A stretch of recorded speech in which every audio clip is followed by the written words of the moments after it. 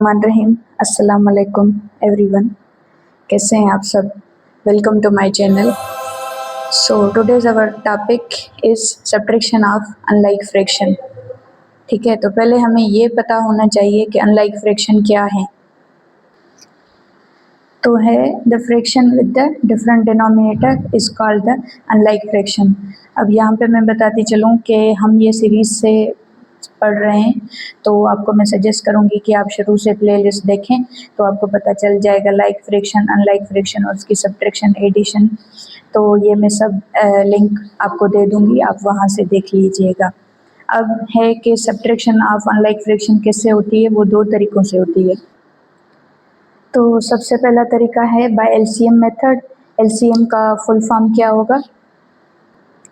ठीक है, इसका फुल फॉर्म होगा लीस्ट कॉमन मल्टीपल। ये एक मेथड है जिसके ज़रिए हम सब्ट्रैक्शन ऑफ अनलाइक फ्रैक्शन करते हैं। और दूसरा है द बटरफ्लाई मेथड और क्रॉस मल्टीप्लिकेशन मेथड। ठीक है, तो ये ऐसे बटरनुमा के साइज ऐसे ही मतलब हम इसको करेंगे, तो आगे जाके हम सॉल्व करेंगे। तो सबसे पहले मैं आपको ये बताती चलूँ कि जो वैलिड मेथड है और जो कॉन्सेप्चुअल है, तो वो एलसीएम मेथड है, उससे जो हमारा आंसर है वो एक्यूरेट आता है। ठीक है, और इससे हम टू फ्रैक्शन से ज़्यादा भी अगर मिले हुए हों तो हम उनकी सब्ट्रैक्शन कर सकते हैं। और दूसरा ये है बटरफ्लाई मेथड। ये भी एक ट्रिकी और एग्जाम पॉइंट ऑफ व्यू से एक अच्छा मेथड है, लेकिन इसमें एक लिमिटेशन है। वो इसकी लिमिटेशन क्या है कि टू फ्रैक्शंस तक ही ये बटरफ्लाई मेथड या क्रॉस मल्टीप्लिकेशन मेथड चल सकता है, लेकिन अगर तीन फ्रैक्शन होंगे उनकी हमें सब्ट्रैक्शन करनी होगी, तो ये जो मेथड होगा वो फ्लॉप होगा। और हम आते हैं एलसीएम वाले मेथड पे। इससे हम कितने भी हमें फ्रैक्शन मिले हुए हों, हम उनकी सब्ट्रैक्शन करेंगे। तो मैं आपको एग्जांपल में से 2 वाला भी करवाऊंगी और 3 वाला भी करवाऊंगी, फिर आप देखेंगे और मुझे बताइएगा कमेंट्स में कि आपको बात समझ में आई या नहीं। तो चलिए चलते हैं एग्जाम्पल की तरफ।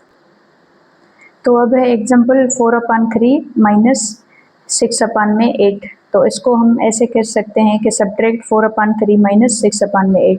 तो सॉल्यूशन, अब एलसीएम निकालेंगे इसकी। तो एलसीएम भी इजी वे में निकलती है, फिर भी मैं आपको इसका तरीका बता दूंगी कि बाय टेकिंग एलसीएम, ये आपको लिखना है बाय टेकिंग एलसीएम। एलसीएम कैसे होती है? By prime factorisation. हम प्राइम फैक्टराइजेशन करते हैं और ये टॉपिक भी हम करेंगे आगे जाके। ठीक है, बाय प्राइम फैक्टराइजेशन।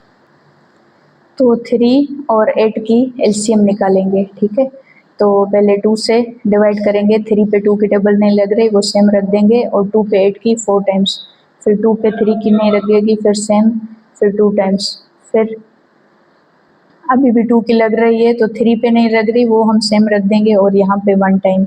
अब 3 पे 3 की टेबल 1 टाइम। ये है एलसीएम। हम ऐसे ही प्राइम फैक्टराइजेशन निकालते हुए चलेंगे जब नीचे दोनों 1 ना आ जाएं। अब ये जो हमारे फैक्टर्स आए प्राइम फैक्टर्स, उनको हम करेंगे मल्टीप्लाई। तो एलसीएम कैसे निकलेगी? ये हम इनको मल्टीप्लाई करेंगे 2 इंटू 2 इंटू 2 इंटू 3। तो ये 2 इंटू 2 4, 4 इंटू 2 8, 8 इंटू 3 24। अब ये जो दोनों की एलसीएम आ गई 24। अब ये मैं आपको बताती चलूँ कि हम एलसीएम क्यों निकाल रहे हैं, क्योंकि हमें ये जो क्वेश्चन दिया हुआ है इन दोनों के जो डिनोमिनेटर हैं वो हमें सेम करने हैं। अगर सेम करेंगे तो ही हम सब्ट्रैक्ट कर पाएंगे। तो ये एक इजी वे होता है कि हम एलसीएम के ज़रिए, प्राइम फैक्टराइजेशन के ज़रिए हमने क्या किया, इनके डिनोमिनेटर सेम कर लिए। अब डिनोमिनेटर सेम कर लिए, अब हम न्यूमरेटर इनके सब्ट्रैक्ट करेंगे और आंसर आ जाएगा। ठीक है, तो अब आगे चलते हैं। ये मैं क्वेश्चन फिर से नीचे लिख लेती हूँ। 4/3 माइनस 6/8। अब जो इनकी एलसीएम हुई वो क्या हुई? 24। अब ये जो आगे एलसीएम का प्रोसेस है वो कैसे होगा? ये जो डिनोमिनेटर है और ये जो डिनोमिनेटर, इन दोनों को हम करेंगे डिवाइड। तो 24 को डिवाइड मैंने किया 3 से, तो 24 पे 3 की टेबल 8 टाइम लगेगी। 8 इंटू 3 24। तो अब ये 0 आ गया। अब ये जो हमारा रिमाइंडर है, सॉरी क्वोशंट है, इस क्वोशंट को मैं क्या करूँगी, यहाँ पे इस न्यूमरेटर से जाके मल्टीप्लाई करूँगी। तो अब ये क्या आएगा? 4 इंटू 8 32 माइनस, ऐसे ही हम सेम इसको करेंगे। 24 को हम डिवाइड करेंगे 8 से, तो 3 टाइम्स इस पे टेबल लगेगी। तो अब ये जो हमारा क्वोशंट आया, तो इसको हम क्या करेंगे, इस न्यूमरेटर से मल्टीप्लाई करेंगे। कितना आया 3, तो 6 इंटू 3 18। अब क्या हो गया कि ये 24 जो है ये इन दोनों का न्यूमरेटर हो गया, सॉरी डिनोमिनेटर, ये सेम हो गया। अब इनके न्यूमरेटर हम मल्टीप्लाई सब्ट्रैक्ट कर सकते हैं। तो हम क्या करेंगे, 32 माइनस 18, तो 12 में से 8 गए 4 और यहाँ पे 2 1, तो क्या आया 14 अपान में 24। ये आगे भी सिंप्लीफाई हो सकते हैं, तो इन पे मैं अगर 2 की टेबल लगाऊं तो ये 7 टाइम्स और ये 12 टाइम्स, तो 7 अपान में 12, ये आ गया इसका आंसर। ये है bye LCM method. LCM method थोड़ा लेंदी है लेकिन ये कॉन्सेप्चुअल है और आपको इजीली समझ में आ जाएगा। अब ये जो सेकंड क्वेश्चन है ये हम करेंगे बाय क्रॉस मल्टीप्लिकेशन मेथड। ये बहुत इजी है, ये मैं लिख लेती हूँ 4 अपान में 3 माइनस 6 अपान में 8। तो ये कैसे होगा कि इसका जो डिनोमिनेटर होगा और न्यूमरेटर ये आपस में मल्टीप्लाई होंगे, तो ये क्या होगा 3 इंटू 6, बीच में क्या है सब्ट्रैक्शन, तो सब्ट्रैक्शन, और ये आपस में मल्टीप्लाई होंगे 4 इंटू 8 अपान में इसके जो दोनों डिनोमिनेटर हैं वो आपस में मल्टीप्लाई होंगे, तो 3 इंटू 8। अब इनको सब्ट्रैक्ट करें, ये क्या आया 3 इंटू 6, सॉरी, तो ये बटरफ्लाई मेथड है। तो पहले ये भी हो सकता है कि हम पहले 4 इंटू 8 लिखें और माइनस 3 इंटू 6 और मल्टीप्लाई बाय 3 इंटू 8।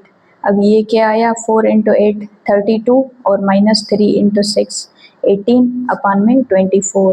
तो ये यहाँ पे जो हमने किया था 32 माइनस 18, तो यहाँ पे भी आ गया 32 माइनस 18 अपान में 24, क्या आया था 14 अपान में 24।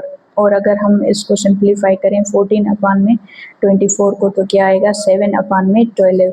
दोनों मेथड से जो हमारा आंसर है वो सेम आ रहा है। एलसीएम वाला थोड़ा लेंदी है लेकिन वो कॉन्सेप्चुअल है, और जो सेकंड है बटरफ्लाई मेथड, ये लिमिटेशन है इसकी कि ये 2 फ्रैक्शंस पे ही चलता है और दूसरे पे नहीं चलता।